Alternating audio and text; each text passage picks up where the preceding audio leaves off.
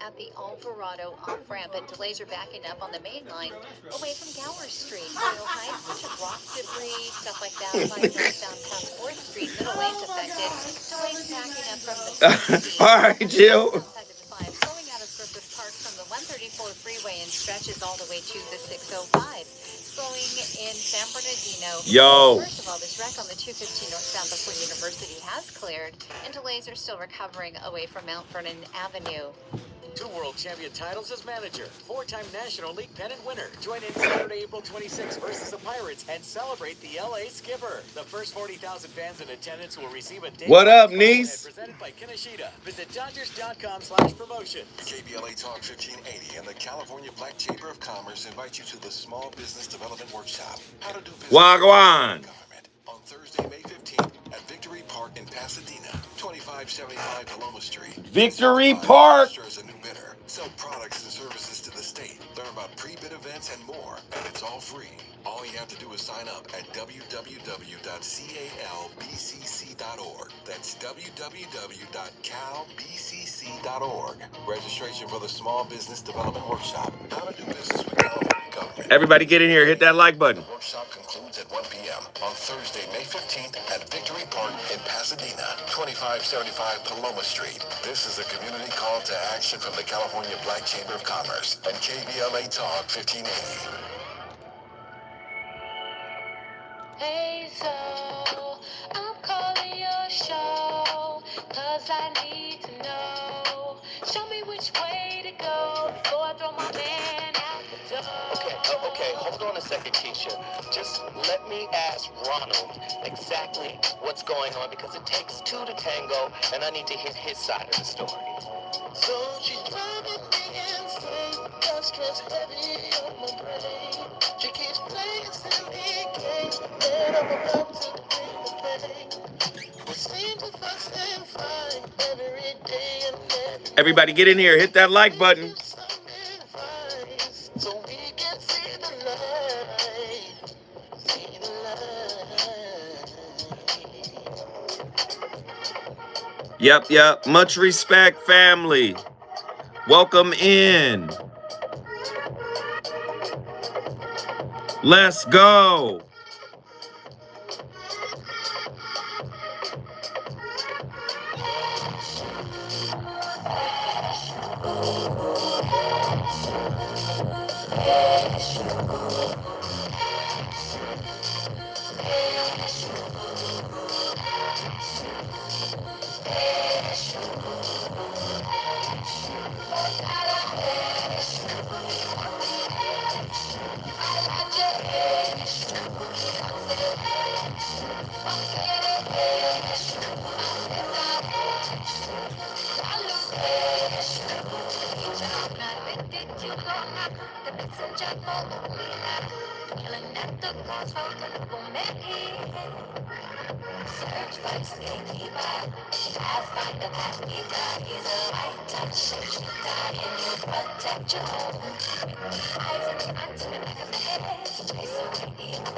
Hit that like button. Like it up. Let's go.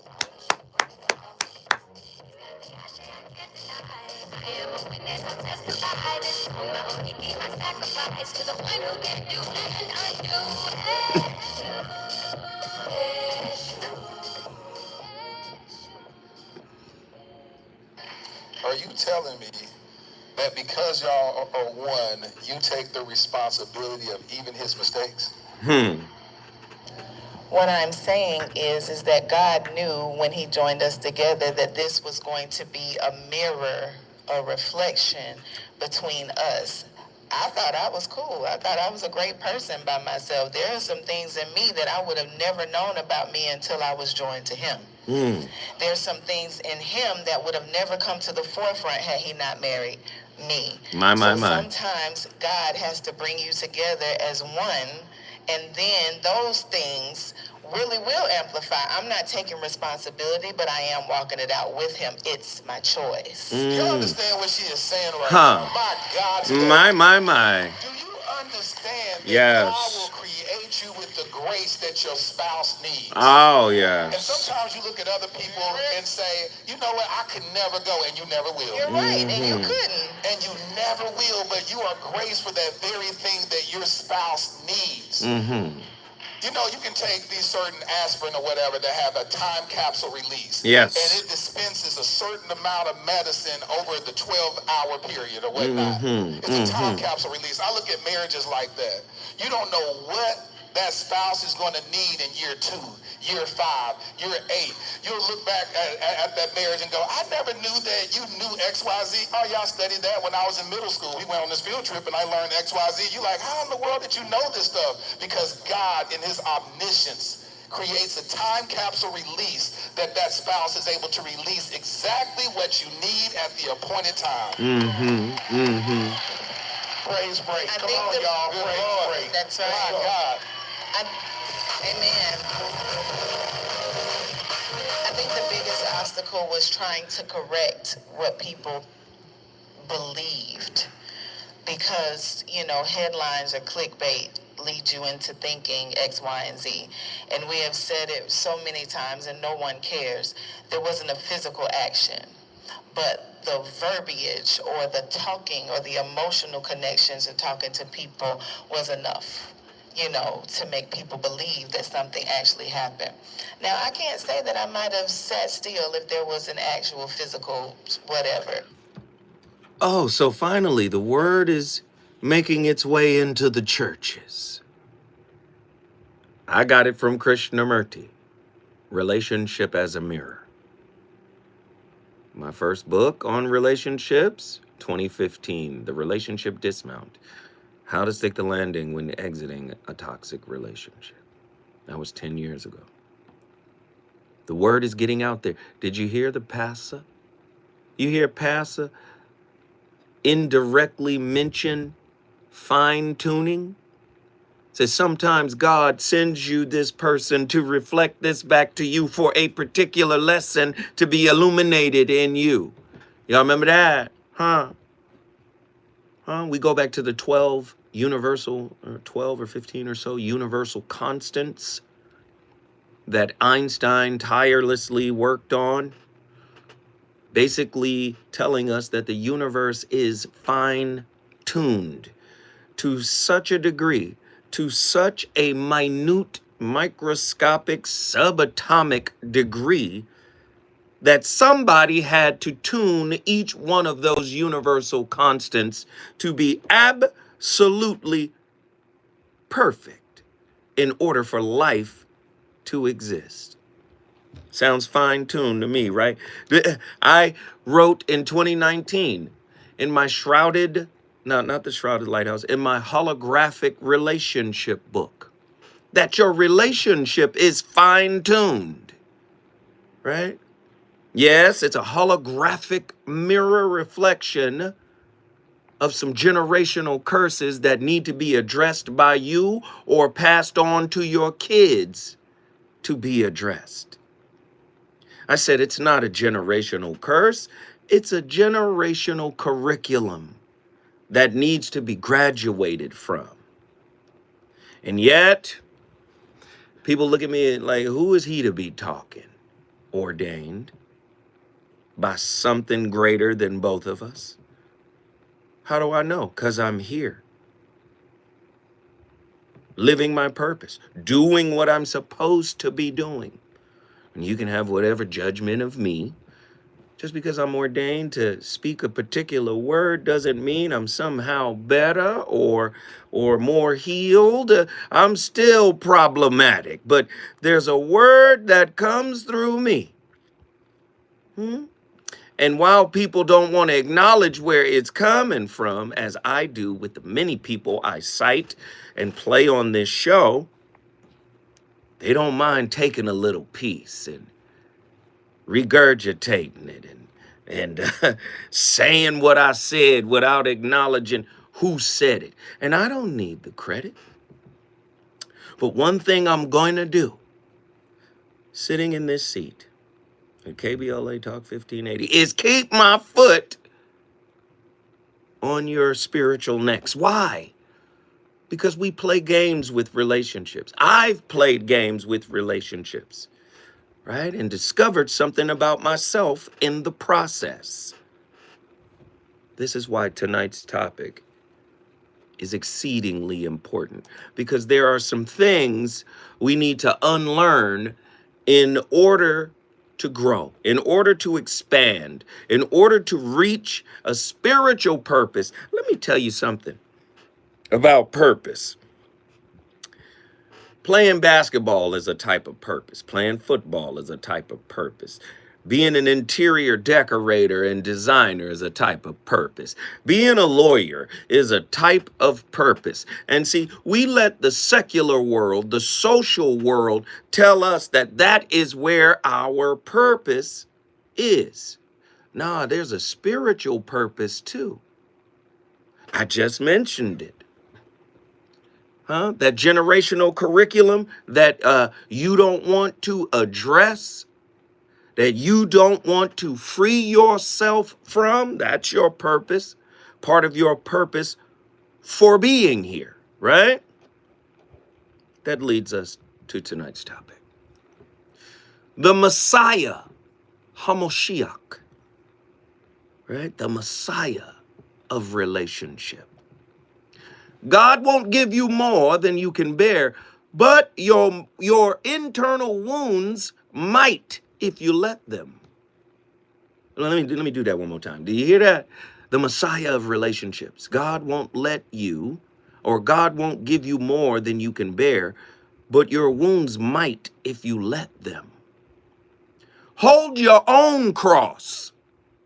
I can walk with you, but I can't hang for you. I can't be crucified in your stead. An intriguing look at the truth behind bearing your significant other's burdens. Is that your job as their significant other, is to bear the burden for them? Y'all remember Big Mama had that picture up in her house. That poem called Footsteps, right?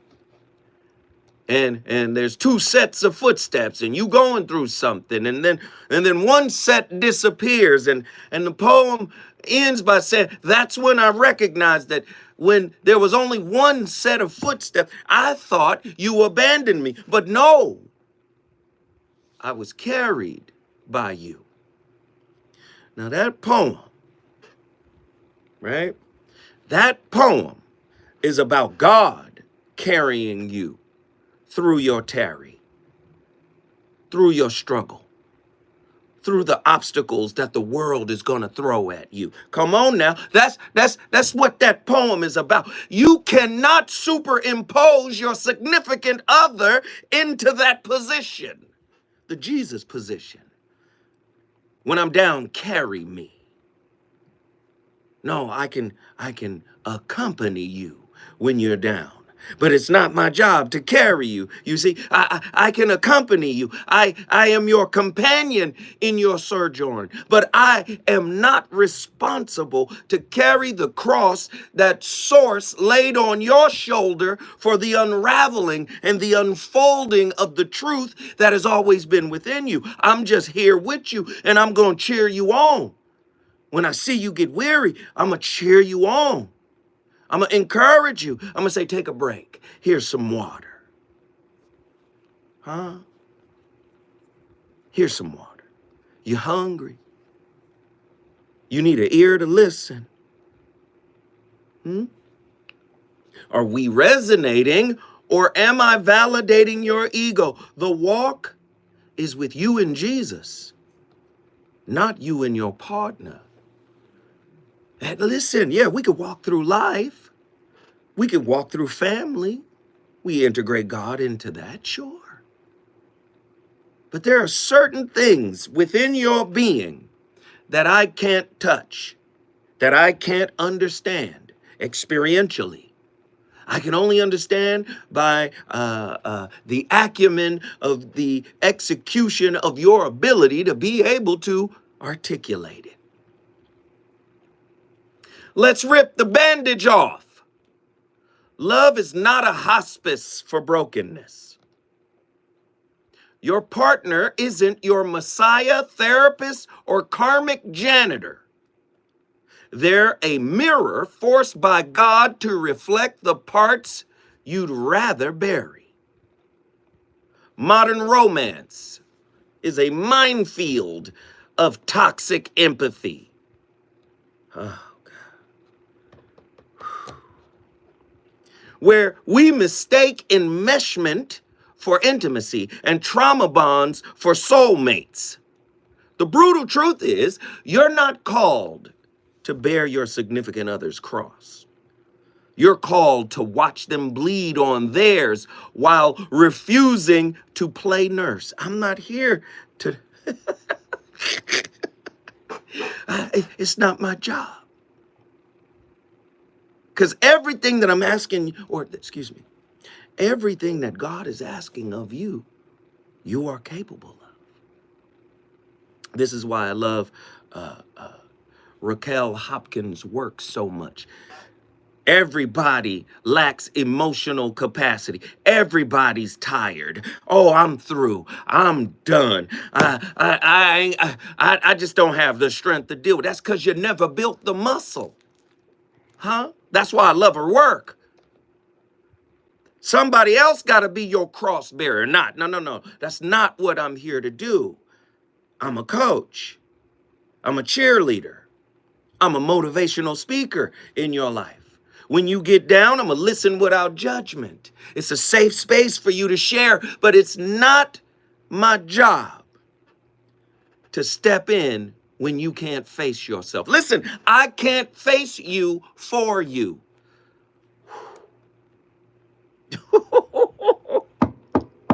1-800-920-1580. Get to your phone. I want to know.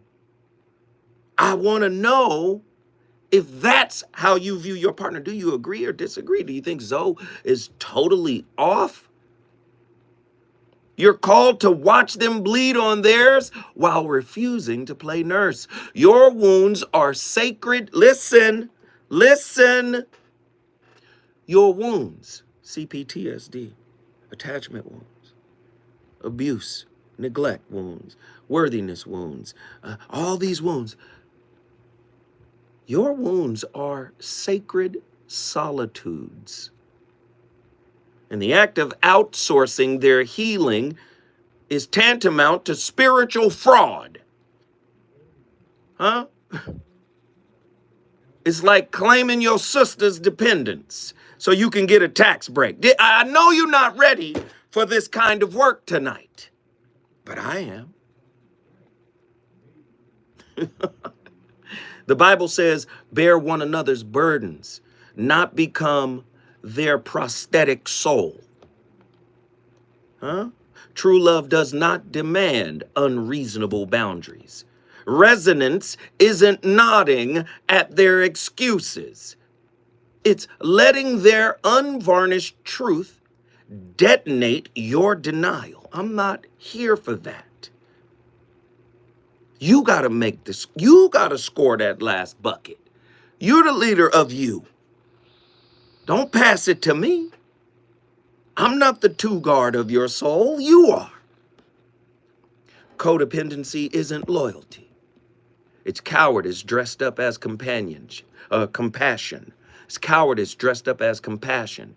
Your dark night of the soul isn't a group project. It's a solo pilgrimage where Jesus, even Jesus, seems to ghost you. If you want radical intimacy, you got to stop romanticizing shared suffering. Let them drown in their Calvary. Let them hate you for it. Let them rise or not. The Messiah complex in relationship isn't love. It's soul malpractice. When we come forward, the voice of reason gonna keep this fire cooking. Let's go.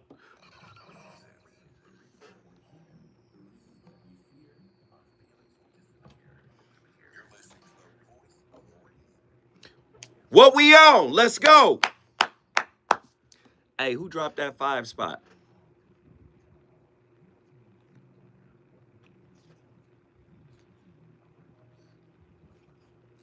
What up, Big E? Hey, get on the phone, guys. I want to talk to y'all early. Get on the phone. Can we get on the phone? Let's go. Get on the phone. There's a lot of people in here. Everybody hit that like button, okay? Everybody hit that like button. And feel free to donate to the channel, okay? I would appreciate it. I know we're at the end of the month, but if you got a 5 spot, just drop it on the channel. It's the cost of a cup of coffee. There's a $sign down at the bottom of the chat. Just drop a 5 spot, or you can send it directly to my Cash App. But please support if you find any value in this discussion. And we love participation, whether it's a phone call, like, share, comments. You know, we love participation. Man, Truth Hurts done jumped in here. Copy a lexicon and become ambidextrous. Truth Hurts. Everybody hit the like button on Truth Hurts. They just dropped a 50 spot in the chat. Thank you, thank you, thank you, Truth Hurts. Thank you. We appreciate it. It's 51 people in here. Let's get those likes up. The more likes we have, I love it to match the amount of people in there, because guess what? We get into the algorithm. YouTube starts suggesting it to other people.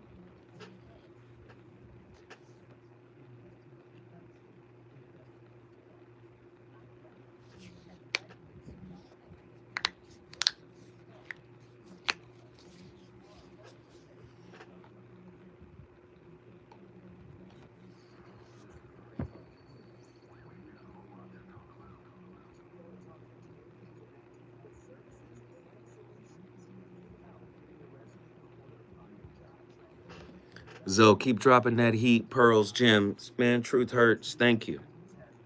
Thank you. Who was the first? Let me see if I can find the first person that... James. Hey, James, let me like it. Listen, it's a sign of courtesy. If somebody hits us with a super chat, it's just a sign of courtesy, right? To just hit the like button on that chat, just to say, thank you, brother. We appreciate that. Thank you. Just hit the like button. We need to participate. We like to participate when we want to hear something that we can take and regurgitate and speak as if we said it. No, let's stop doing that. Come on. Let's show some common courtesy. Somebody in here sharing, let's hit the like button. Just to say thank you. Put a like on it. Here we go. In Zynga's playlist, Big Eddie. Thank you.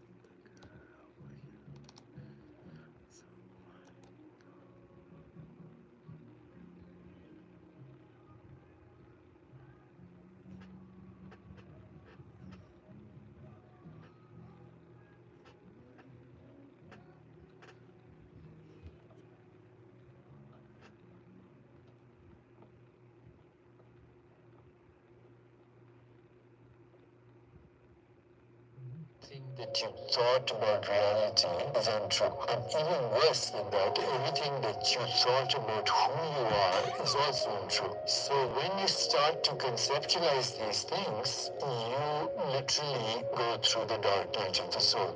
You lose your identity because you thought you were like this entity, this skin encapsulated ego squeezed into the volume of a body in the span of a lifetime. And you realize that is an experience in you rather than the fact that you are in the universe is in you, and that you is the other person. So that is a trigger to losing your habitual certainties, and those certainties will be anchor of your existence. That can give you the heebie-jeebies, as they say. But if you stay with it, once you jump off the abyss, it's like crossing the event horizon. Once you take the jump. Listen, Deepak Chopra cooking. But the disease of spiritual lethargy is spreading faster than COVID did. With the rise, the advent of technology, spiritual psychology suffers. This is why we live in a time where love is not real. I don't have the capacity, emotional labor. Come on. If you had to tarry at the pulpit, you had to come down there to the altar and tarry. Huh? If you had to do that, right, in church, right, what is the purpose of tarrying? Huh? Do you see what I'm saying to you? You don't want to tarry in a relationship. You want to live the soft life. Right? Spiritual lethargy. Lethargic, tired, but want everything. Want the best of everything. You want love to be as convenient as your iPhone. Huh? Huh? As convenient as the smart car. As convenient as a smart home, right? Your partner's healing journey is not your spiritual assignment. Here's your psychological insight. Projecting savior complexes onto partners creates dysfunctional power dynamics. Ergo, caretaker syndrome, where codependency masquerades as love. Show up the way I need you to. No, you do it. It's your job. You can't even enjoy the truth of me because you haven't accepted the truth of you. You haven't even gotten started on you. Do you see? Metaphysical insight. Souls incarnate with distinct karmic blueprints.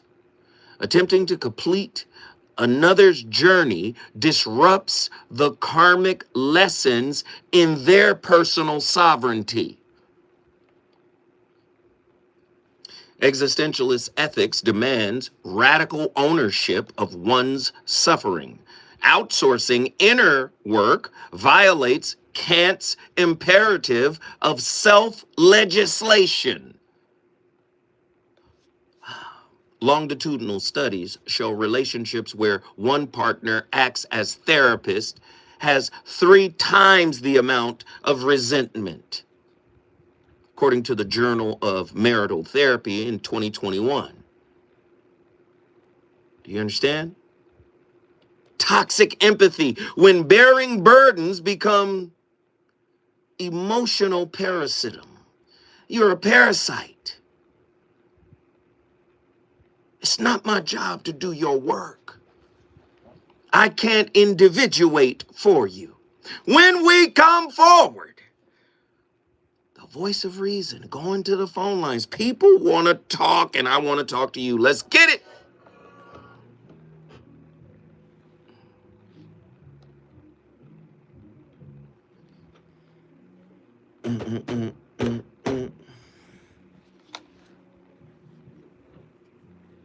All right, we got one caller on the line.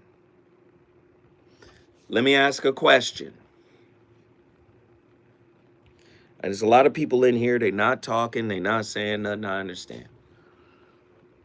You got the relationship dismount? Thank you, brother. The relationship dismount is still available everywhere. You can get it on your iPhone, through iBooks. You can get it from Amazon.com in multiple formats. So you can get Shrouded Lighthouse on Kindle. You can get the Holographic Relationship on Kindle. They're available. Yes. Yes. But y'all in the background, y'all quiet. Y'all hovering. I need y'all to talk. Run these phone lines. Let's talk. Did I frame up the topic well enough for you? We're 30 minutes in.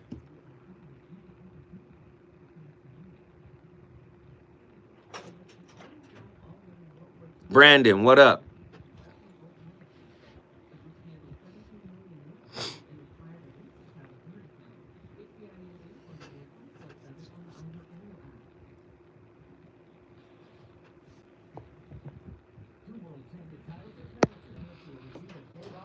Star Frost, what up?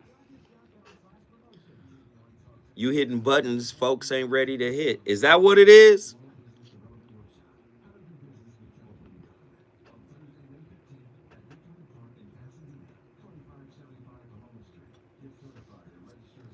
That might be it.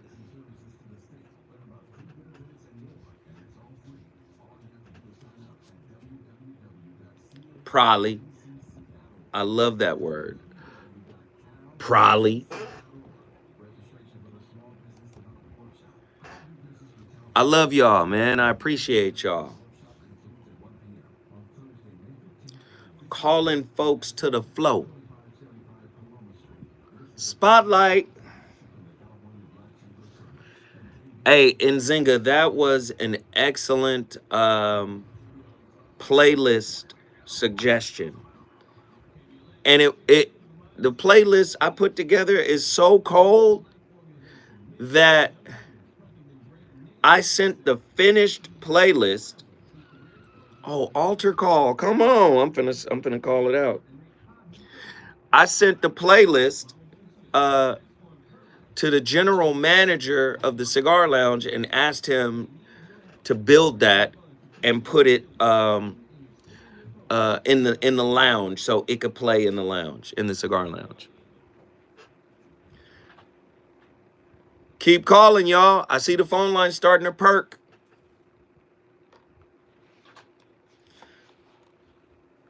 What, they calling and hanging up? Yes, sir.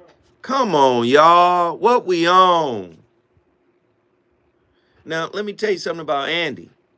During this long break, Andy go move his car. He go fry an omelet.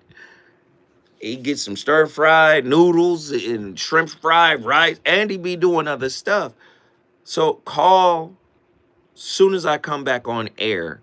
Call, okay?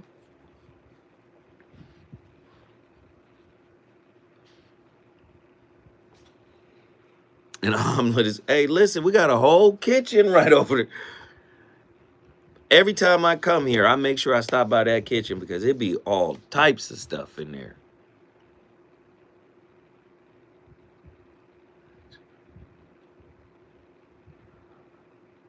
Omelets ain't easy. That's funny.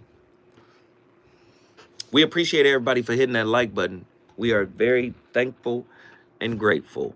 We got 2 more minutes or a minute, 90 seconds in this break.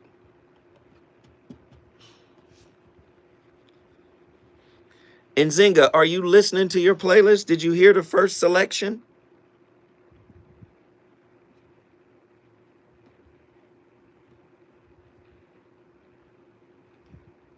My call dropped. It's a tornado. Oh, a tornado warning out there. I'm sorry, brother. I'm sorry. Be safe. Be safe. Be safe. Hey, man, get somewhere safe, Davy Lee. Your area of the world has been hella crazy when it comes to, strong storms, tornadic activity. So please be safe, okay?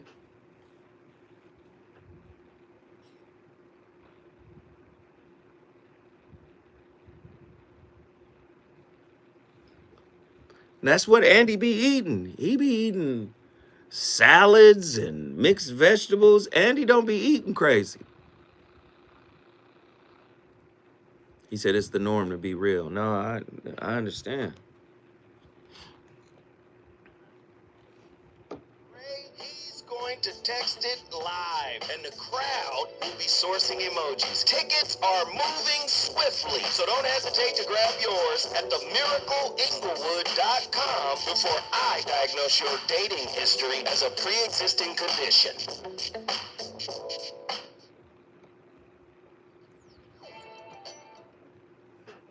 All right, here we come.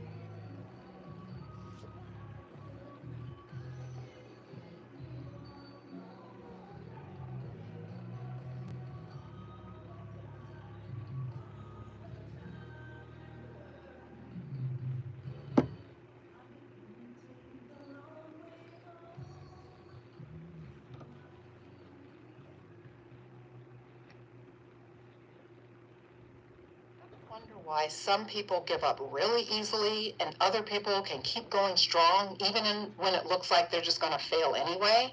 That's what I'm talking about today. I'm Dr. Tracy Marks, a psychiatrist, and I make mental health education videos. One reason behind giving up quickly is based on the concept of learned helplessness. Learned helplessness is a conditioned response to repeated exposures to failures, disappointments, and mistreatment, and feeling powerless to control these situations.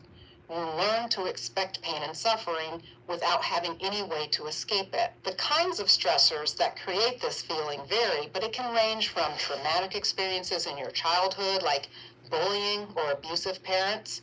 You can even learn to feel helpless from having parents who have learned helplessness. Or it can result from things like repeatedly failing tests despite studying very hard, or failing to be hired after trying over and over to impress someone enough to give you a chance.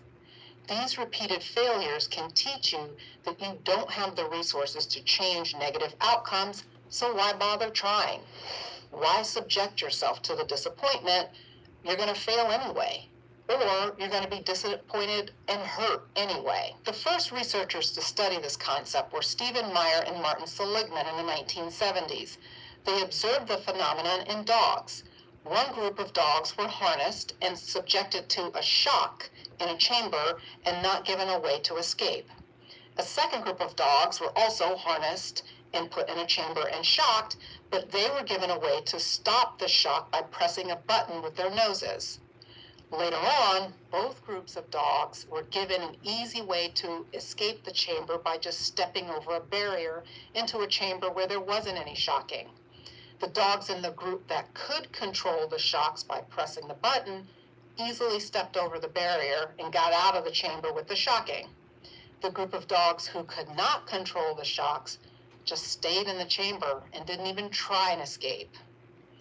Years later, after studying humans, they revised the theory and concluded that repeated negative events don't teach us to be helpless, but instead we fail to develop a sense of control.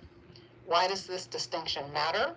Because researchers saw that learned helplessness is something that makes people more vulnerable to depression and anxiety.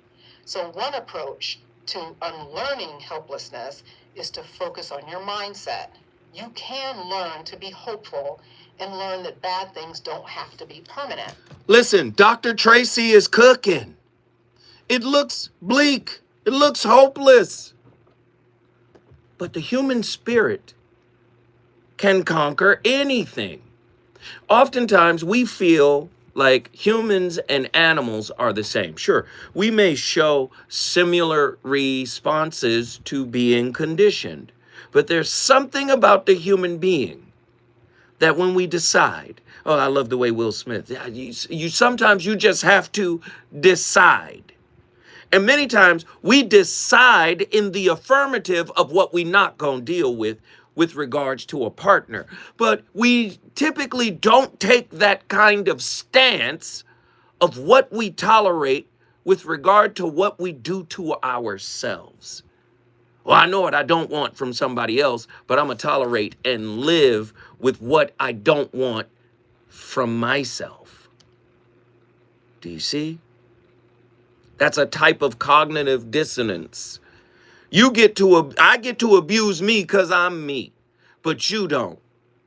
You got to show up loving, kind, caring. You got to bear my cross. No, you actually adopted your cross. Don't you know the cross is a sign of execution? What are you killing in you that is killing you? Huh? Who want to do this work tonight? When bearing burdens becomes emotional parasitism, right? It's a parasite. Psychological insight. Over-identification with a partner's pain activates enmeshment, eroding ego boundaries that are critical for individuation. That's Carl Jung, right? Energy vampires thrive on unprocessed trauma exchanges. Relationships become transactional, not transcendent. I've been saying for a long time that relationship is a spiritual place, not a dogmatic religious place, but a spiritual place where one discovers oneself and has the ability to ascend to moksha, nirvana, self-realization. Do you understand? I just want y'all to understand it. Levina's ethics of responsibility warns against annihilating the self to serve others. Mercy without wisdom breeds martyrdom. fMRI scans reveals chronic empathetic over-arousal correlates with prefrontal cortex depletion. That's the Nature Neuroscience in 2020.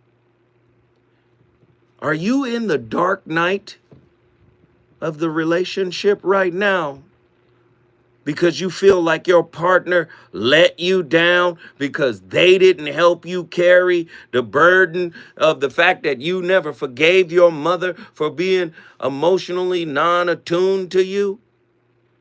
You and your mother got a problem, but you want your partner to somehow, they can't heal that.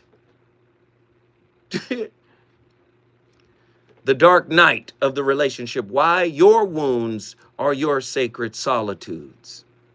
That's where you go do the work. This is what Rumi meant when he said the wound is where the light enters.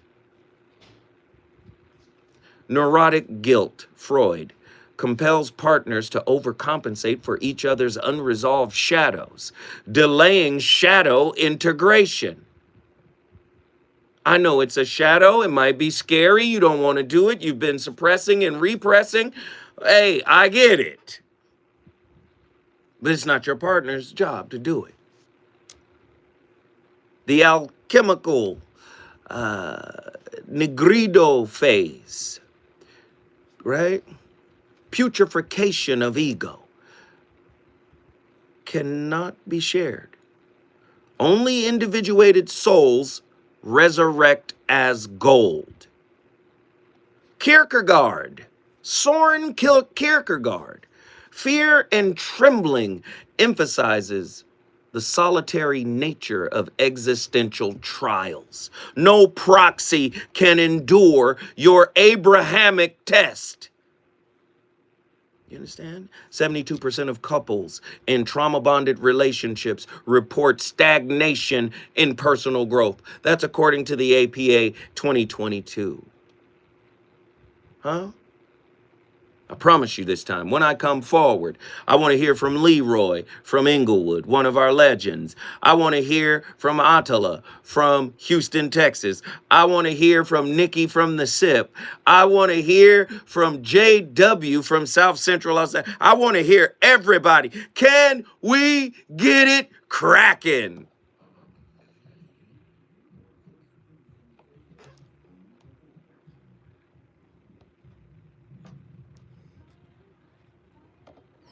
Ladies and gentlemen, I cordially invite you out to the Comedy Connection series, where comedy meets connection. You're going to laugh, but you're also going to learn. The long-awaited collaboration. I know, I'm about to get you. I know. It's your brother Zoe Williams, the voice of reason, KBLA's own. I'm teaming up with my friend, the alpha male of comedy, Ray Grady. Languishing is diabolical. Comedic relationship roundtable series live at Inglewood's iconic Miracle Theater. May 31st, 7 p.m. Pacific Standard Time. Don't wait around. Get your tickets now. Join top comedians Ron G. and Kevin Tate, along with clinicians Dr. P. Pakoya McCall Robinson, along with my friend Christopher Johnson, PhD. Trust me, this is something you don't want to miss. It's unique, it's funny, and it's insightful. Think therapy meets punchlines. Tickets are selling faster than a bad first date. You better grab yours now. Yeah, that's what I'm talking about. KBLA Talk 1580. I love that commercial. That commercial lit. And we selling tickets, so I'm happy.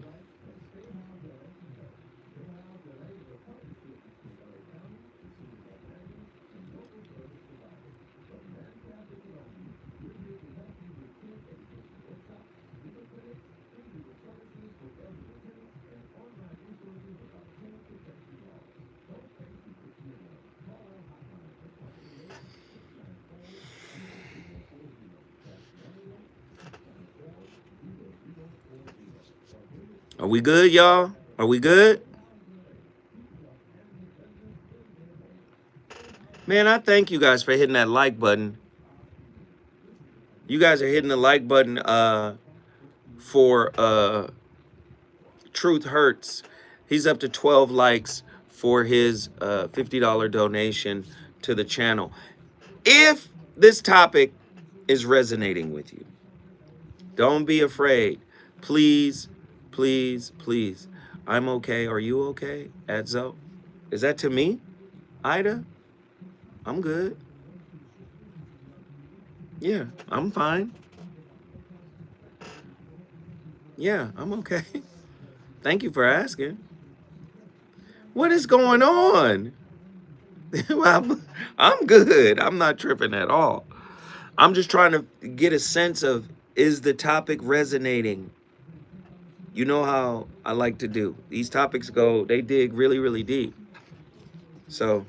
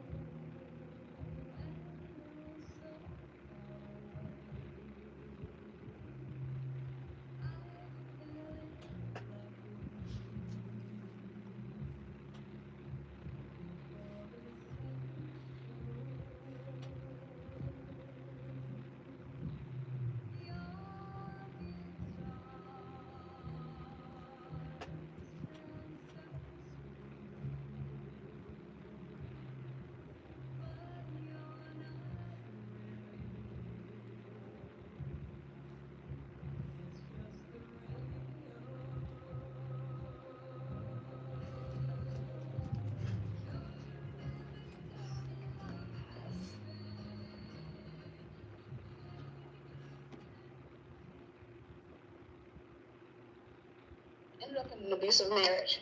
Didn't know how to get out of it. Didn't know how, and I experienced what idolatry feels like. I know it ain't easy.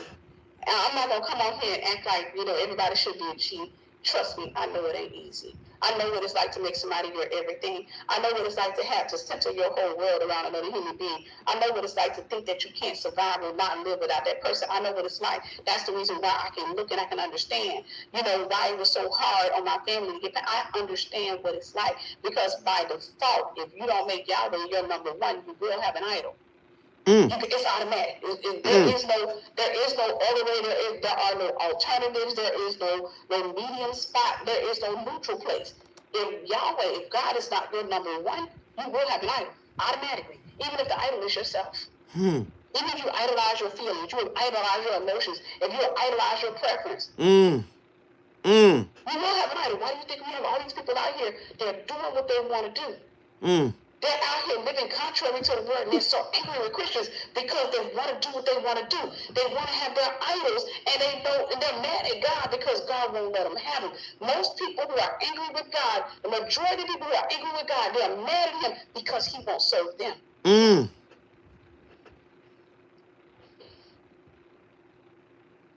mad, they're angry with Him because He won't serve them.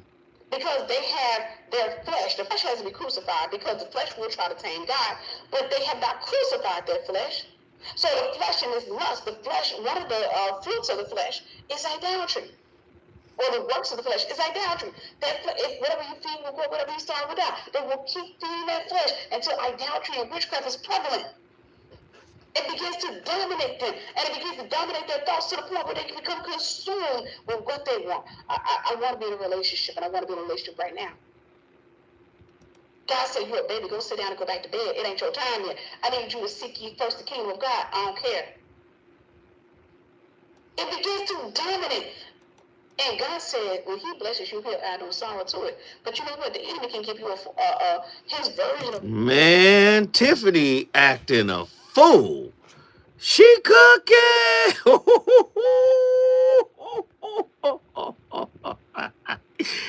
Oh gosh.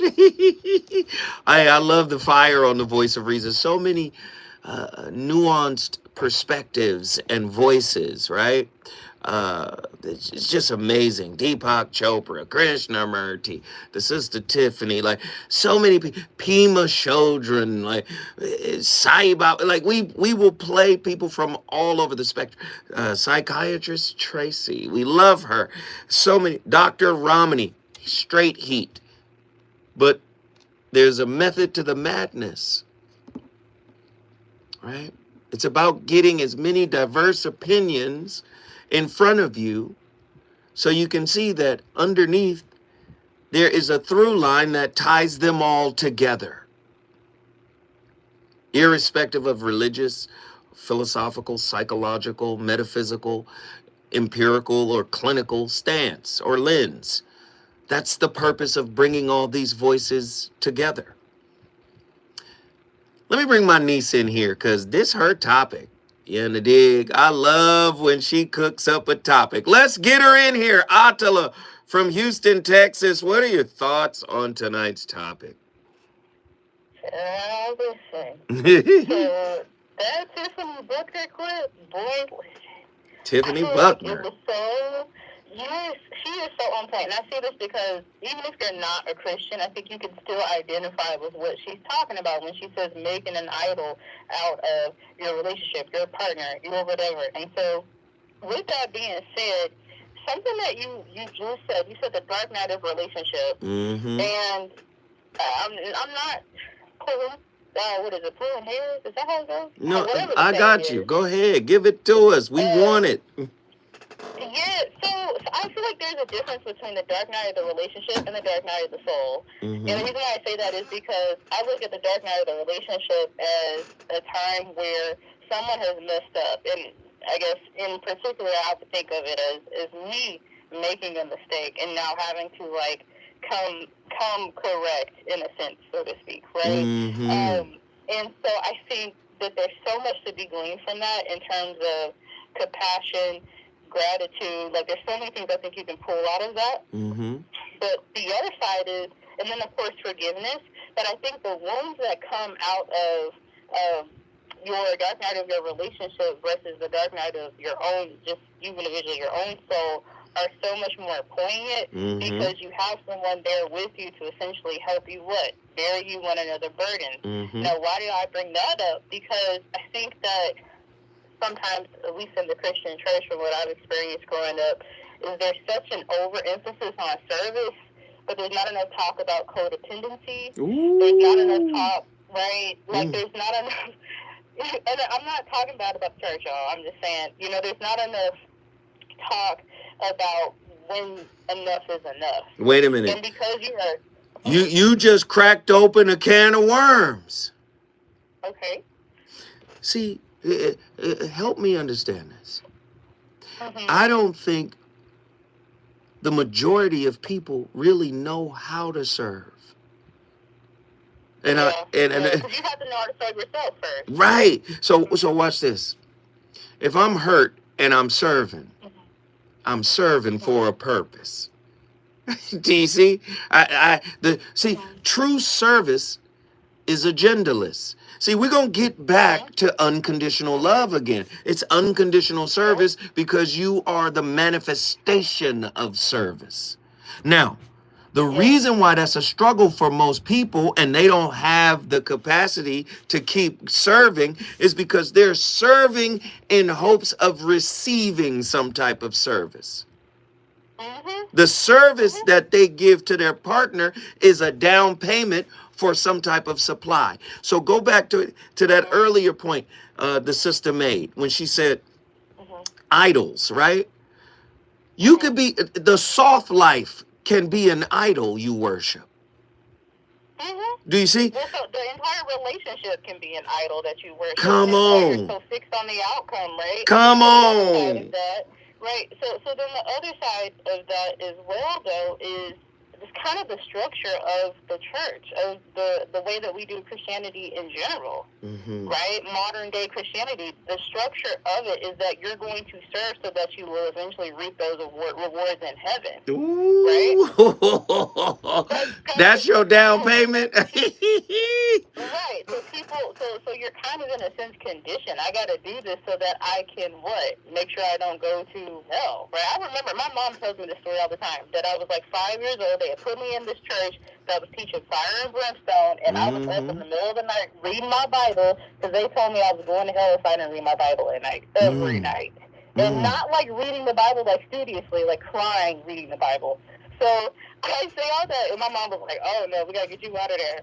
So I say all that to say, this is why that difference between resonance and validation is so important. Whether you're in the church or not, are you resonating with the message? Are you resonating with that person, or are you sucking the life out of them for validation? Ooh. Hey, listen, you're listening to the voice of reason. That's my niece, Attila Phillips, out of Houston, Texas. If you want to bring in your perspective, it's all good. All you got to do is call me at 1-800-920-1580. When we come forward, we going back to Houston, Texas, because I don't think this meal is fully cooked.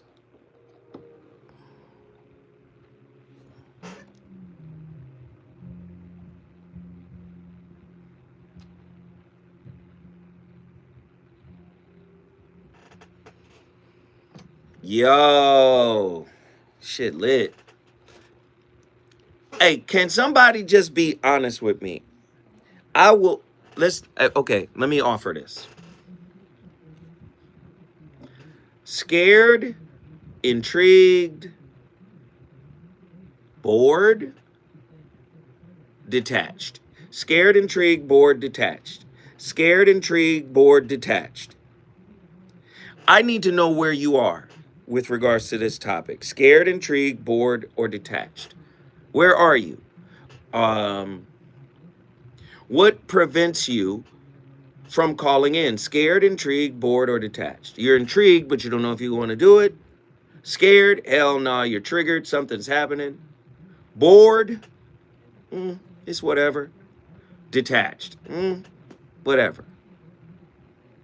What's preventing you from reaching out? This is like a live survey. People in the background who don't say nothing, who watch the show every night, say something. Scared, intrigued, bored, or detached? Which one are you? What prevents you from calling in?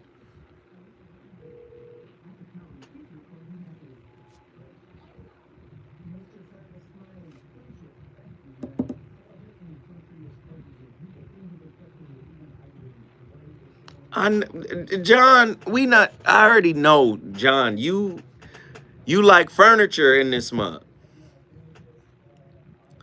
Limosmos, thinking too much, I understand. Deanna, it's been a long time since we saw you. Glad you're back in here. Intrigued. Deanna, you understand the topic, right? If your relationship is in trouble, I'm the dude to call. Has your soulmate become your cellmate? Does black love still exist? What are your bedroom turnoffs? Fantasies and fetishes? Financial infidelity? I'm dating a fat person. Are they worth the wait? Trust me, this gonna be crazy. How about the heavy snack? The child wasn't here, and you still had to pay child support. It's a very heated topic. How is that right? Mama's baby, daddy's maybe. We do. I have so many questions I want to ask you. I was like the kiss it. This gonna be a roll down. You told me he had a vasectomy. I'm pregnant. Betrayal has been committed. Hit you with a bad touch routine. How does he maintain his pomposity? He likes it when it pinches my nip. Why can't you open up, brother? I'm a karate man. Karate man moves on the inside. They don't show their weaknesses. Yeah. How do you write women so well? Scared equals shy, just not here though. A voice of reason. In life, I noticed that we all got our own separate cross to carry. But the one thing that I notice about nowadays, it seems like everybody's putting down their cross and they want to carry somebody else's cross. They want to be a soldier in somebody else's army. They want to speak up for somebody else. How about you let everybody carry their own cross? Everyone has a mouth. Everyone has a voice nowadays. Everyone has social media. They can speak up for themselves. Why don't you speak up for the lifestyle that you live in your thoughts, in your wants and your needs, instead of speaking on someone else's? Just a thought. That man was serious. And I love it. That's tonight's topic, man. It's a heavy topic. The relationship Messiah. I'm not here to save you from the work of self-individuation. That is something that is entirely up to you. We've got callers on the line. I want to get them in here. Attila from Houston, Texas.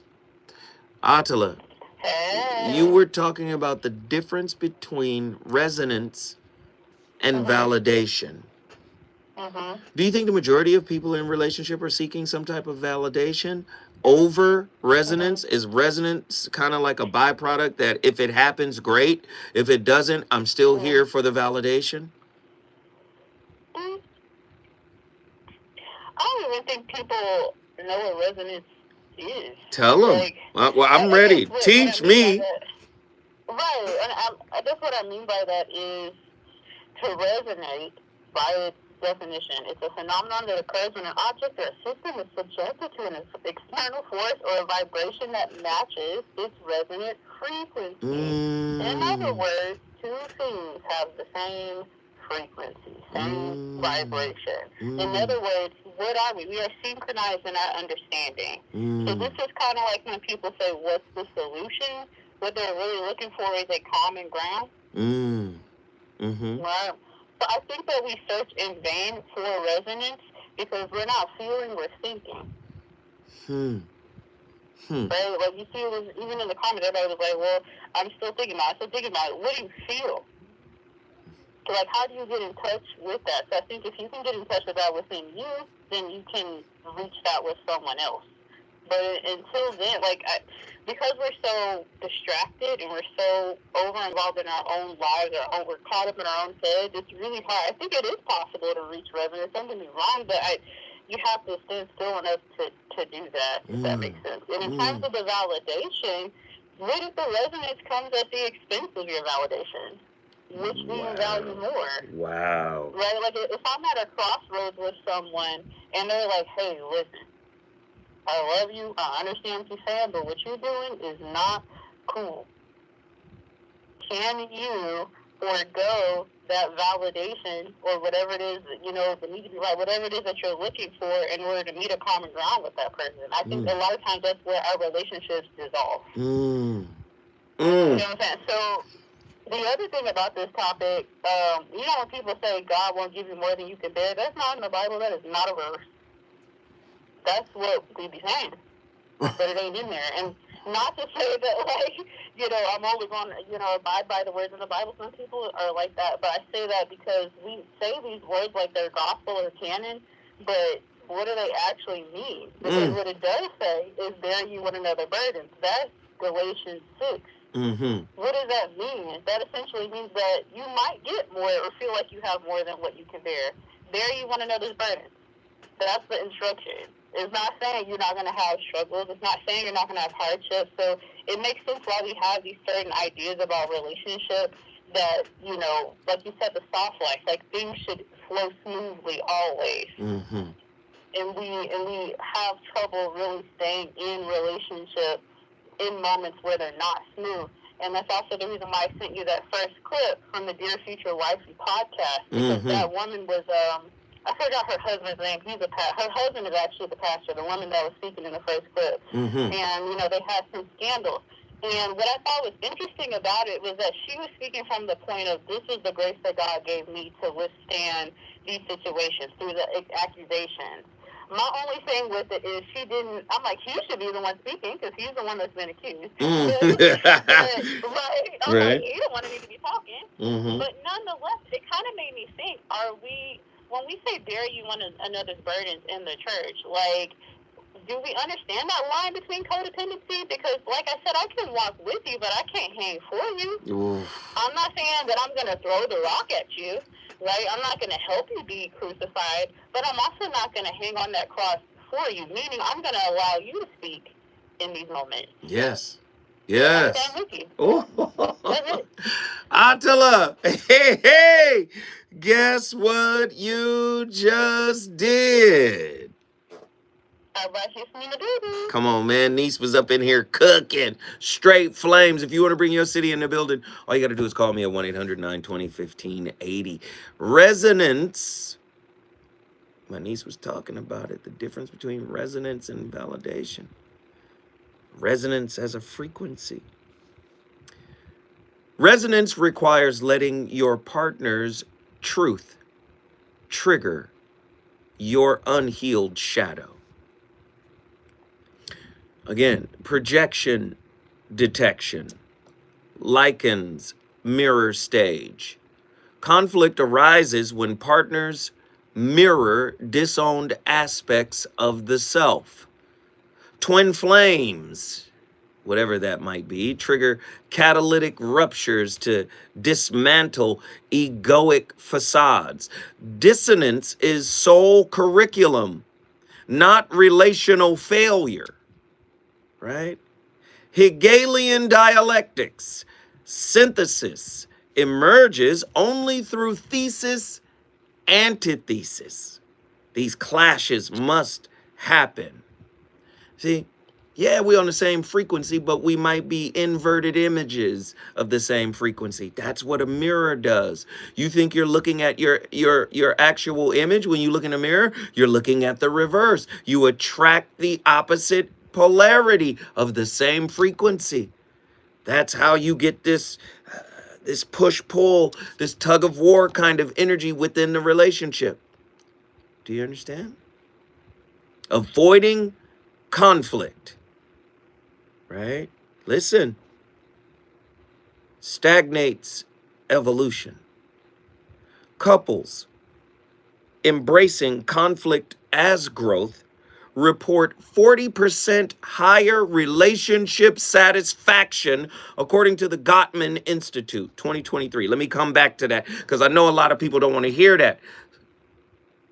A lot of people don't want to hear that. Couples embracing the concept of growth or conflict as growth, they report 40% higher relationship satisfaction, according to the Gottman Institute, 2023. And then remember, we live in a society, love is not enough. Love won't keep a person from abusing you or disrespecting you. That's because we get love confused with attachment. People that are abusing you are human beings that haven't done work. They're still works in progress. They haven't reached the level of consciousness that one could actually call it love. And attachment can feel like love. You understand? Attached to your norm, attached to your toxicity, attached to your shortcomings. It feels like home. You were made to love home, even though home was broken to begin. Do you see? Love is a high level of consciousness, the highest level of consciousness of all. Love is synonymous with God. Do you see? Love as an existential threat. Why merging souls eclipses individual dharma. Fusion fantasy, object relations theory, creates parasitic bonds where partners lose agency to the relationship entity, right? In Vedic philosophy, it warns against adharma, right? Adharma, right? Diverting from soul. That's what adharma means. Life purpose. To placate a partner's needs. Let me do it again. I'm not here to placate your needs. You are to fulfill your needs. So self-individuation makes you a whole person, so you don't look for your better half. Can I say it again? Self-individuation gives you the ability to become a whole person, so you don't have to go out and look for your better half. The counterbalance is in you. You got to become yin and yang instead of yang going out there looking for yang. Do you see? Vedic philosophy warns against adharma. Diverting from the soul is what adharma means. Diverting from one's life purpose to placate a partner's needs. Nietzsche, will to power, corrupted self-abnegation for love's sake, breeds resentment, not transcendence. Relationship is a spiritual environment where you get to transcend if that's what you're focused on. But many of us have been taught to focus externally. All the answers come based on the type of partner I get. I get to love if they love me first, if they prove to me that they love me. I get to love if they show me I'm safe. We don't even know that we're creating an environment of unsafety within our own being. We're not safe with our shadow. We're not safe with our shortcomings. We're not safe with our body. We're not safe. Listen, boy, imagine what negative self-talk would feel like in a safe environment. That's why it exists, because it's in an unsafe environment. God, I hate myself. Why did I make that? I'm stupid. Imagine if you turned an empathetic heart to your negative self-talk. Man, relationships are for transcendence. We've turned them transactional when they should be transcendent. Transcending generational curses. Nah, we just become transactional. If I'm going to be with somebody, they can't be like my granddaddy who beat my grandmama. 68% of divorced couples cite loss of self as primary contributor to separation. Psychology Today, 2023. The karmic absolution fallacy. You can't atone through your partner's cross. You trying to carry their cross will not provide you self-absolution. Well, if I help my partner with their self-work, God will acknowledge that and I don't have to do mine. You're going to ignore them going through their dark night of the soul? You're going to ignore the triggers that's rising up in you? Huh? Reparative relationships, reenacting parental wounds, perpetuate cycles of victimhood disguised as redemption. Right? The Hindu belief system, the law of karma, suffering transferred, suffering resolved. Only an original soul can metabolize its debt. Do you see? The debt on your soul cannot be paid for by your soulmate. Do you see? There's no escape from it. When I come forward, if you think I'm even remotely close to done, finished cooking, you wrong. When we come forward, your brother Zoe got way more to go. Let's get it.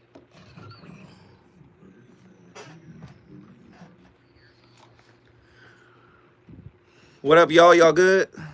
Again, no one else can go on the wood for you. Ooh, this is you and your soul stuff on the cross. Not tapped in. I need you. If you don't call in and cook up something, please call in.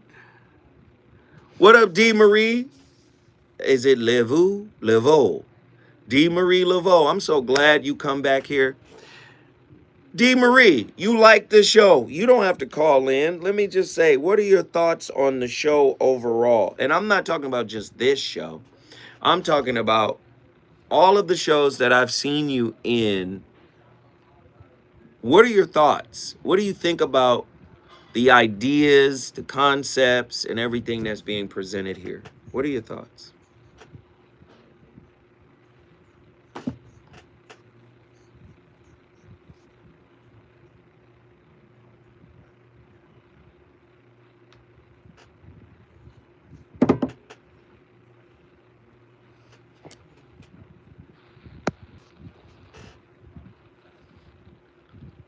Nola.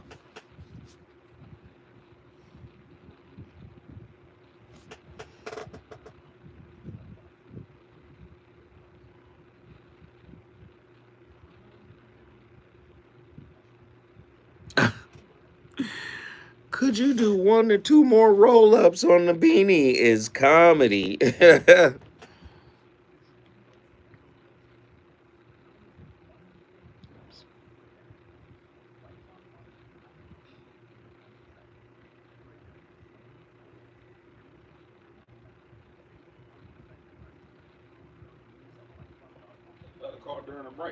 Yeah, they called during the break.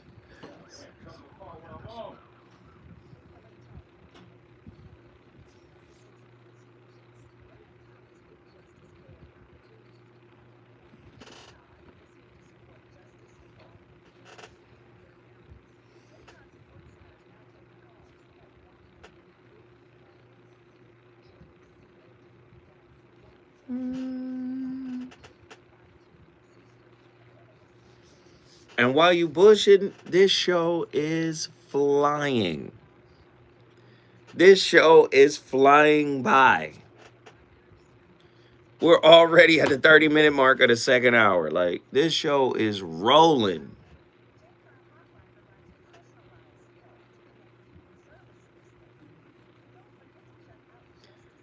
Wreak Havoc, what up?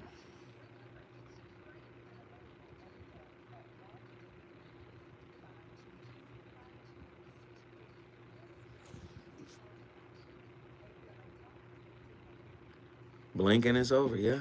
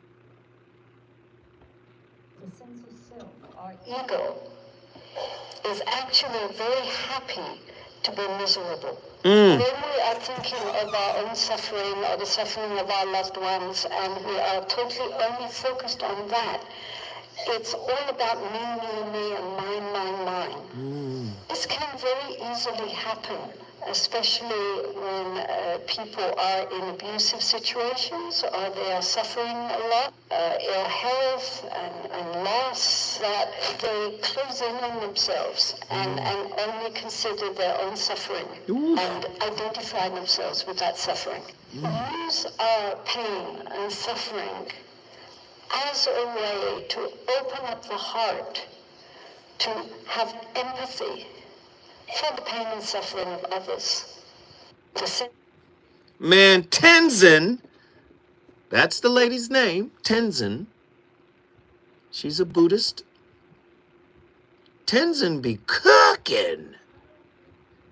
Nobody wants to have these types of real conversations. I know it's difficult.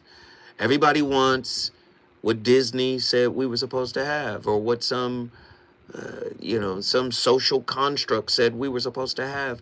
But I am exposing the truth. This is what relating is about. And they say, oh, is it supposed to be like this all the time? No. But it's supposed to be like this. Tenzin Jetsunma is her name, if you want to look her up online. Yes, it's supposed to be like this. Right? Your spiritual lethargy says, does it supposed to be like this all the time? That's because you haven't put in the work. Look at yourself in the first 2 weeks of working out.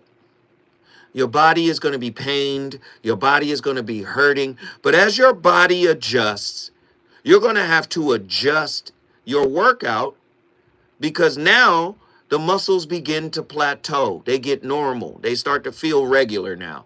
You don't even get to burn. You don't even feel the hurt no more. So that means you have to adjust the workout in order to trick the muscle to be stressed so it can grow, so it can become more muscular, more toned, right? Relationships work the same way. You don't think they do, but they do. There's so much more of your spirit that wants to be revealed through the mirrored environment of relationship. But somebody told you relationship's supposed to be I work so hard and then when I come home, I want peace. Do you see how society and the social structure and the gender roles and all that is taken over what relationship actually is? It is the university of you, where you go to study how to reconcile, right? The shadow within you. Individuation. It's heavy stuff. One of my favorite callers is on the line. Man, one of my favorites is on the line. You already know what it is. Nikki from the SIP. Nikki from Mississippi is in the building. What are your thoughts on tonight's topic? Brother Zoe and the fam. We miss you. So glad you're here. I miss you all too. Mm-hmm. What in the world? Uh-oh. Here we go. Here we go. One Messiah. Mm-hmm. Just one. That's right. That guy took the hit for all of our sins. Nowhere else, 52 books, plus the 5 extras, Torah, Quran, tablet. Doesn't say anything about anybody coming after him taking the hits for your stuff to carry. It doesn't say that. I think we need to address proper relationship, whether that is in a formal organized religion or not. Understand what it is that you are resonating with. Is it the guy that was on the wood? Or is it the building? Or is it the feeling that you attain being in the building with other people you think are similar?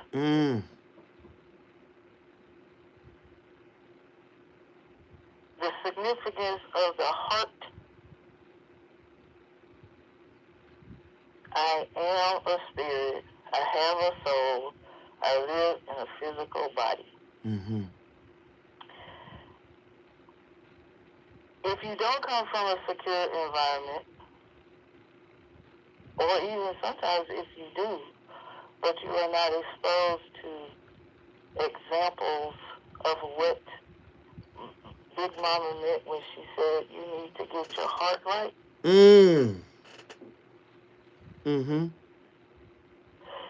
you cannot then do what Kobe Bryant's wife did when he came out in that press conference, which was her hips next to him in front of everybody and not say one word.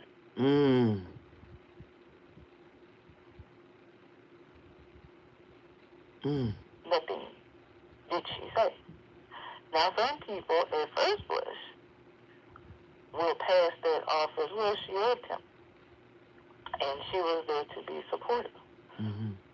Both statements are extremely true.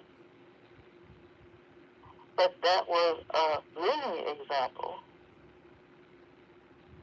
of the notion of what Atua was talking about with regard to this part is yours. Wait, stay right there.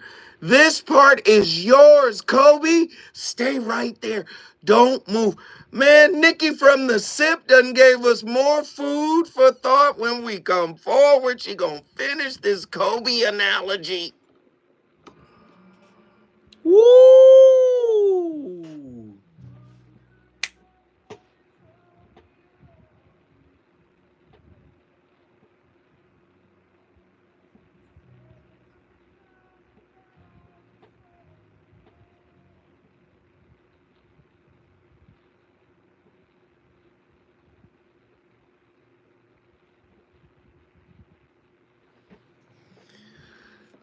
Man, listen. Nikki just pop.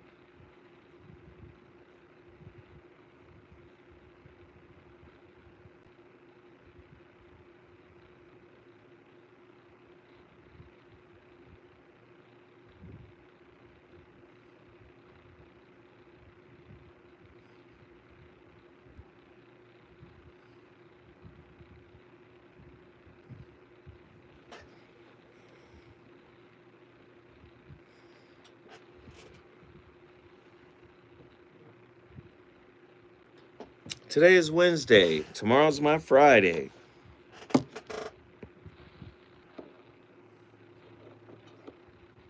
Even I didn't. The right is playing fast and loose with facts and scapegoat.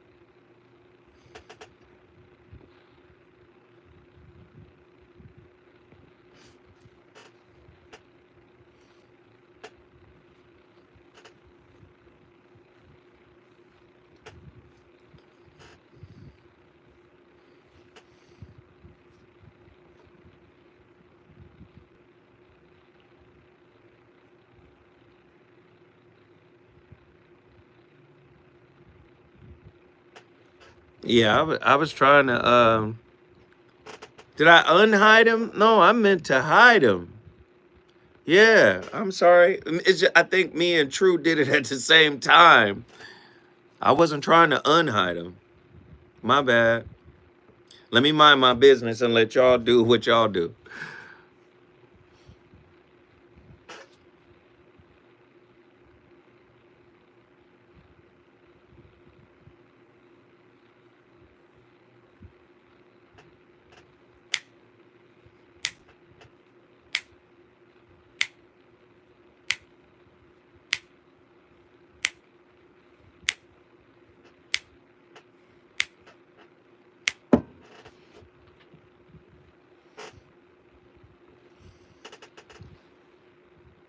The range is hot.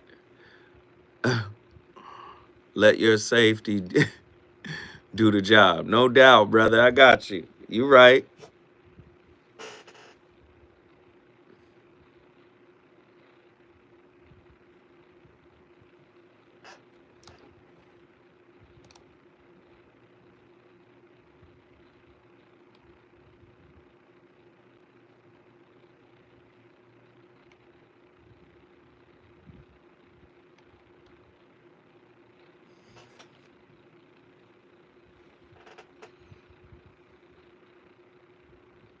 Ooh, true measy.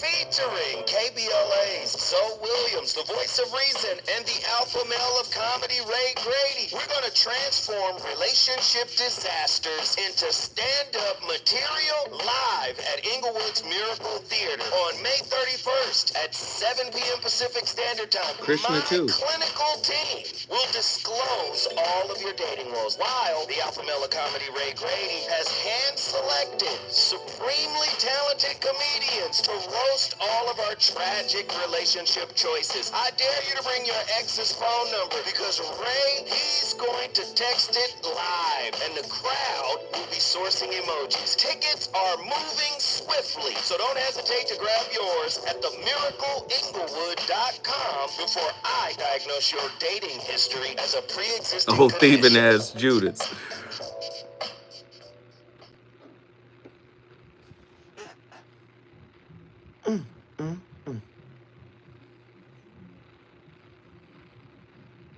He was greedy too.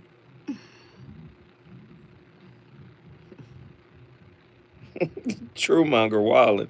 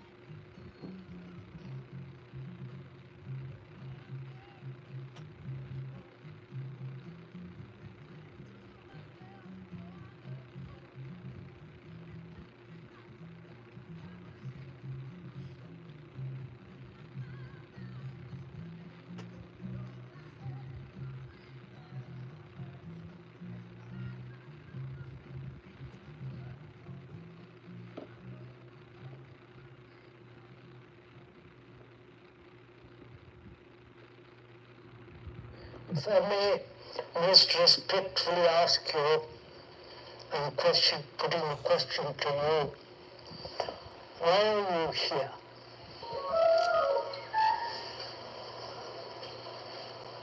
It's a serious question, as you have put to the speaker several other questions. Why each one of us is here in this not too nice a weather, windy,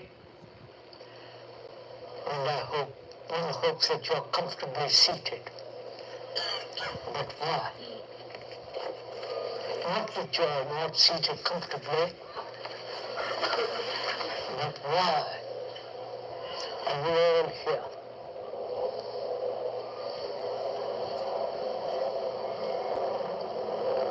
Is it out of curiosity? Nothing better to do? I'm asking these questions most respectfully, not in any sense of impudence.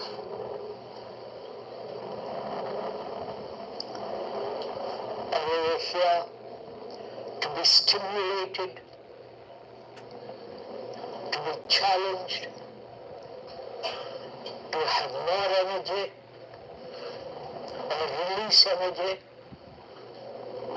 or merely intellectual tractation. Good word.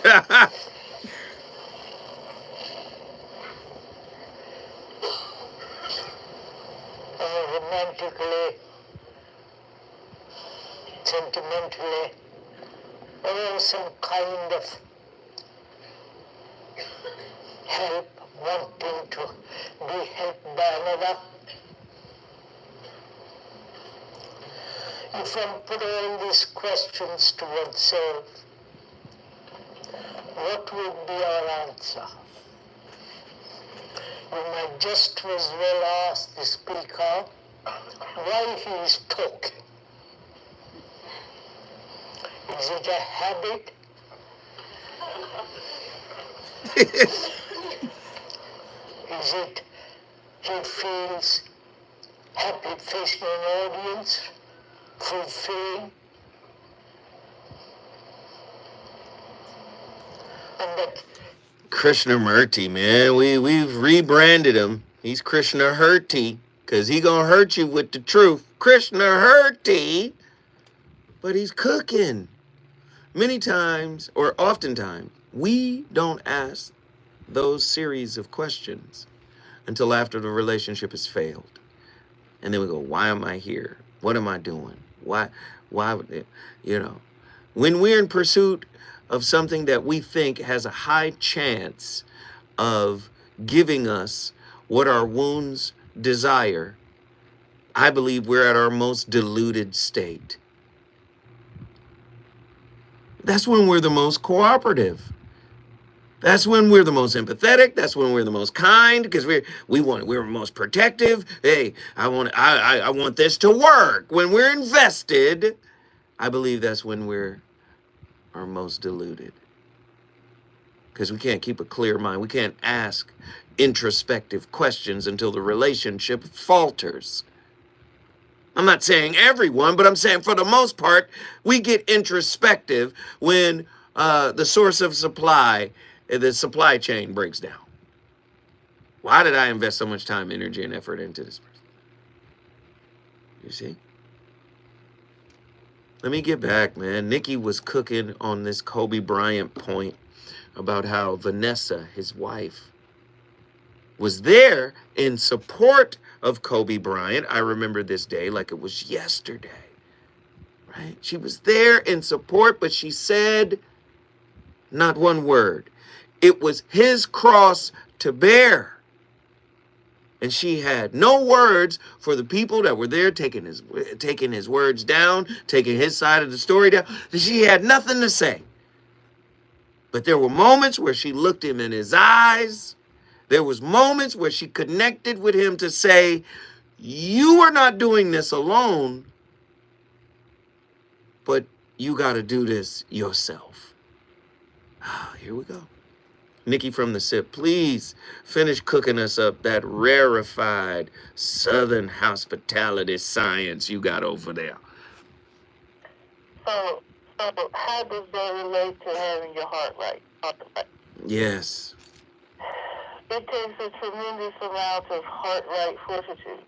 Heart right fortitude. Y'all better listen. Let me get out of our way. To stand in that gap, because her heart's broken twice. It's broken for herself because of the transgression. And it's public. And it's broken for him because she loves him. We don't often consider in transgression mode the amplification of the other. The one that's not voluntarily committing the transgression. So when we cross over to the next phase, and it's our turn to be on the wood, Mm-hmm. We're not getting no cool points because we sat there in the press conference. We still have to give an account for our soul stuff. The Christ guy is aware that you had heart fortitude to walk, or in this case, to sit there with him and illustrate that strength for the world to see. And him. But that doesn't negate that I still have to answer for my stuff that's not public, that everyone isn't aware of. When it's my turn to be on the wood. When we have an opportunity to get our heart right, then we can serve correctly. No. Hold on. You are destroying me right now. Because I don't know. She said, when it's our turn to be on the wood. See, help me understand this, Nikki. Are you saying you are carrying your cross to your personal Calvary for crucifixion? You carrying the cross to the site of your crucifixion. What is being crucified? There's a book called What Did Jesus See from the Cross? There's a prayer that we pray as Catholics, but it relates to carrying our cross without complaint.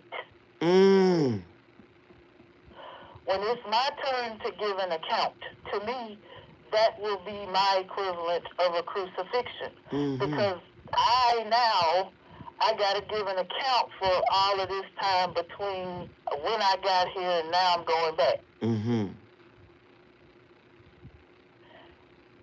If I had an opportunity to get my heart right, because when you die, the Christians believe, what does God look at? The only thing left, which is your heart. Come on. Because there is where the things live that are going to be crucified. There is a residue in that place of whether or not your heart was right in the in-between. When we can get that correct, not only can we serve him, I can serve you, husband. I can serve you, wife. I can serve you, humanity. I can serve you, self. Because my heart is right. It is not anticipating that you return to me anything that I truly gave to you. Because you're supposed to serve in what? Honesty and truth. We mess up generally on one or the other, very often both. So now we're going to stubbornly fall. But when the heart is right, see, that's about the love thing you have now all heard me talk about for 3 years. Okay. When you get in that place and practice staying there, that helps you keep your heart right. Okay, the Catholics buried the Pope Saturday. Okay, I'm fixing to bury another priest this week. Let me just tell you, I spent the whole day today playing one song over and over, Sensational Chris Brown. You know why? Because it made my heart stay open. Because when I am sad, I can't vibrate. I can't resonate. I can't get it up high enough when I'm sad. Hold on one second, because I need you to have this. Andy, can you get Sensational Chris Brown up for Deacon Nikki from the SIP Deaconess, because she's over here cooking right now, and I need her to be supported so she can continue. Now, go ahead, finish. Andy got that for you. See, that made my heart stay open today, and it made my body feel what love is like when you're in love with somebody or somebody's in love with you. So that I could get my vibration up out of the grave. The Bible says you're supposed to keep a song close to your heart. So that's the only reason. That's right. We rolling right with you, Nikki. Go ahead. Heart open in a love place so that these two death things aren't killing me. Because it makes me hurt when you say things that are untrue about the Christ I serve. Or my ability to tolerate nonsense in a work environment is -0. Right. So I need to put something else in my heart so that it stays in a place of love so that I can carry the two funerals back to back. Right. Or the burden of the one that I love with the understanding with the one that I love. Not to point a finger at you did this, but this is how I'm going to show you what love and walking it out with you looks like. So when it's my day on the wood, my guy who went to the wood first says, see, that's the light I wanted you to show. That's why I gave you to that guy. Because on that day, he's going to need to see me through you like this. That's what we're supposed to be doing. Nikki, let me just say this, Nikki. You know this. I don't know if you, I hope you feel it. We love you, Nikki. We love you. And we appreciate you. I mean, beyond words, I appreciate you is not good enough. Guess what you just did, Nikki? I brought the ship in the building and I still love everybody. Come on! Yeah, the voice of reason is on complete fire tonight. When we come forward, I'm going to wrap this thing on up, man. Sensational.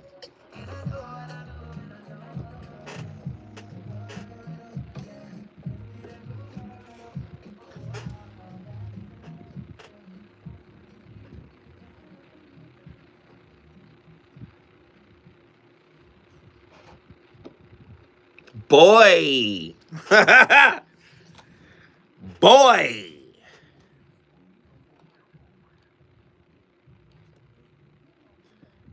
Boy.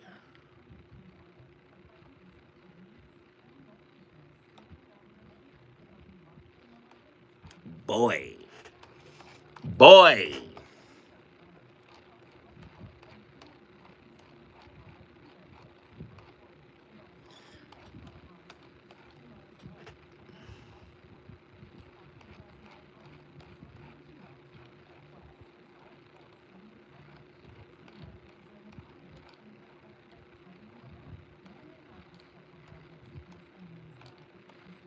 Thank you, Nikki. That was fire.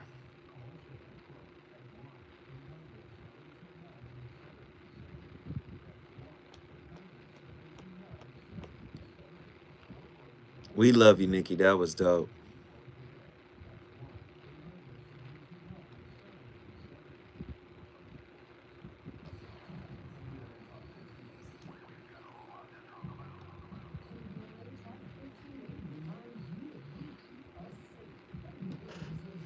Man, that was good.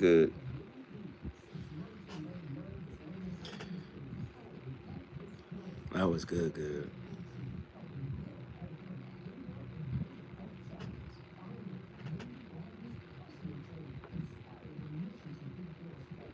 I only got one daughter. I'm sorry. No disrespect. I only got one daughter. Primamo. I only got one daughter. Kadu.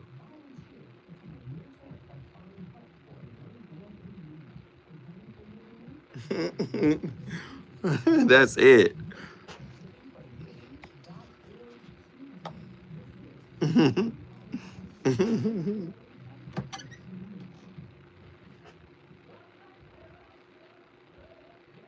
Maybe because I got gray hair. Hey, how you doing?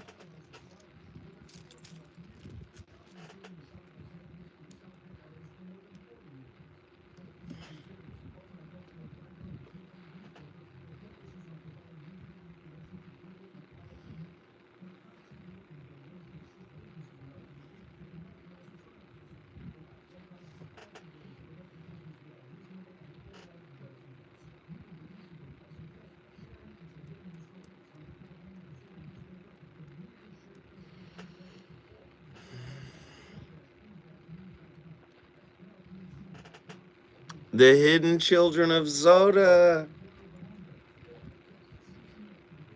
Nah, sorry.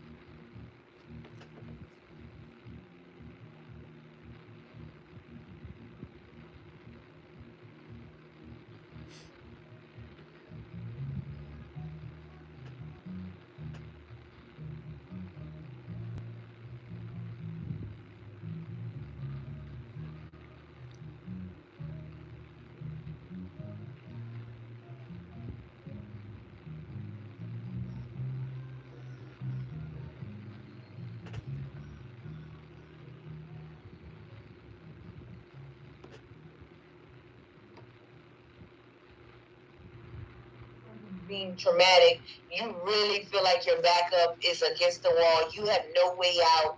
It creates a sense of helplessness and hopelessness for a person. So, and there's some of the other things like, I don't know, not enjoying your job, not liking where you work. Like, those things are normal. Like, friendship ending, like, that's normal. It's not abnormal. It's not abnormal for you to experience pain. It's not abnormal for you to experience some level of discomfort throughout your life. And I think that people have gotten really smart about their pain, like to where they can articulate their pain in a way to where it's like, oh, don't challenge me on my pain because you don't know what I've been through.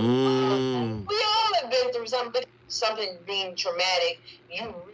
Man, Raquel Hopkins, if you don't know about her, you better check her out. She's taking, TikTok and social media and all of these platforms by storm as well. And I think you should check her out. I love her somewhat counterintuitive approach. Whereas everybody is trying to get the participation award, she's like, no, you got to earn these self-victories, and I think that that's important.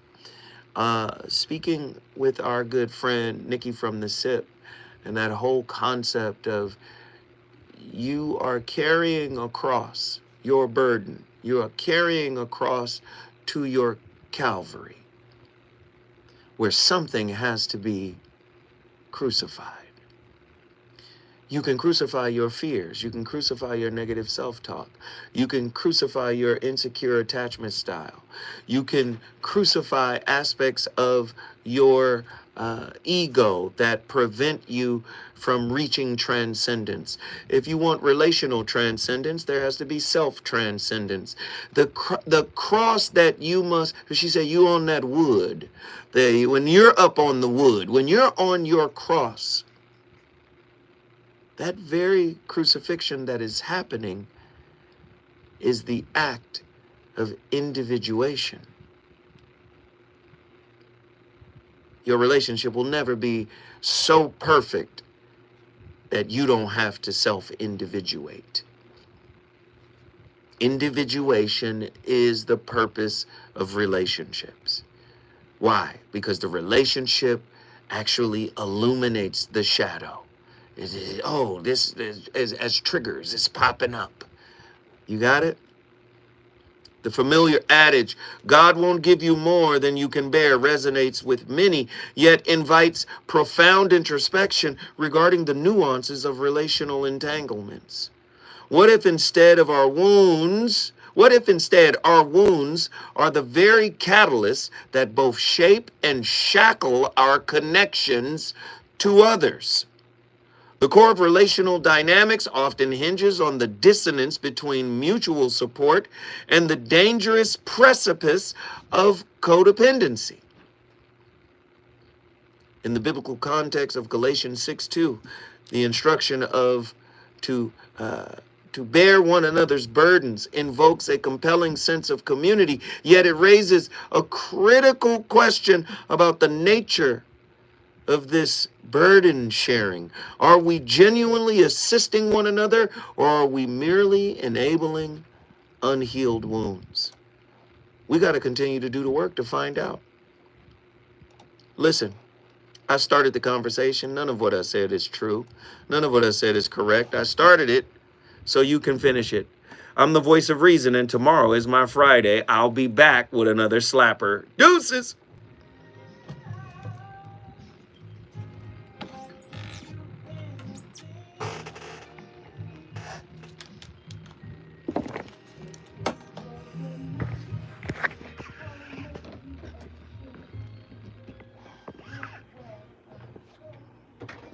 Love y'all. Great show. Appreciate y'all. Deuces.